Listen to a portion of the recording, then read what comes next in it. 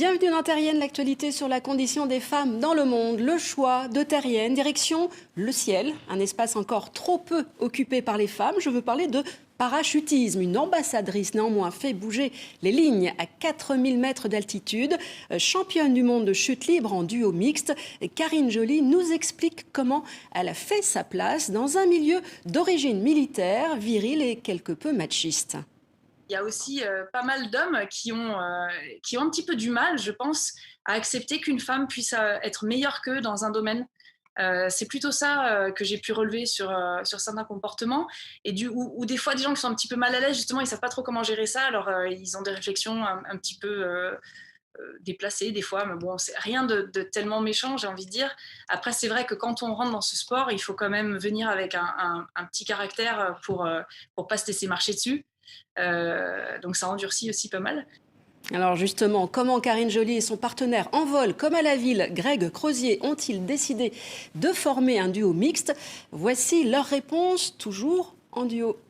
Ça aurait été carrément plus simple et plus rapide, ça c'est sûr. Mais c'est un peu machiste, ça, non?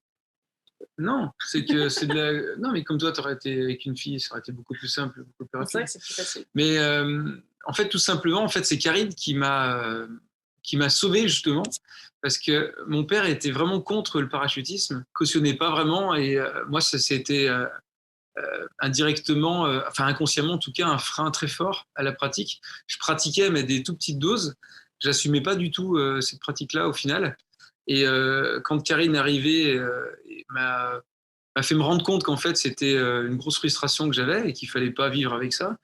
Je me suis même pas posé la question. En fait, c'était naturel qu'on crée cette équipe-là ensemble.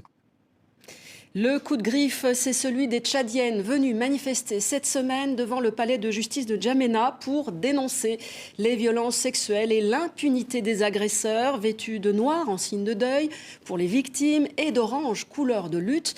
À l'origine de leur colère, le viol de Meram, une jeune fille de 15 ans violée par 3 hommes qui l'ont laissée ensuite dans la rue à demi consciente.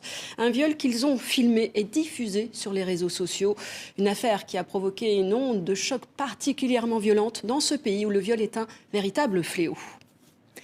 Le coup de cœur à présent à cette scandaleuse, parmi les scandaleuses, Marguerite Burna-Provin, peintre du début du XXe siècle. Pour elle, impossible d'aller aux Beaux-Arts, interdit aux femmes à l'époque. Alors, elle réussira malgré tout à vivre de son art, parfois dans le plus grand dénuement. Elle peindra d'ailleurs sur de petits bouts de papier. Indépendante, elle quitte son mari pour un homme plus jeune qu'elle, faisant face au scandale. Et puis, elle s'engage aussi pour les droits des femmes. Elle nous offre une œuvre riche et hélas trop méconnue. Une trentaine de ces tableaux sont actuellement exposés à Paris. D'autres sont aussi à découvrir à Arras, dans le nord de la France. Des sujets et des dossiers, bien sûr, à retrouver sur le site de Terrienne. Rendez-vous sinon ici même la semaine prochaine.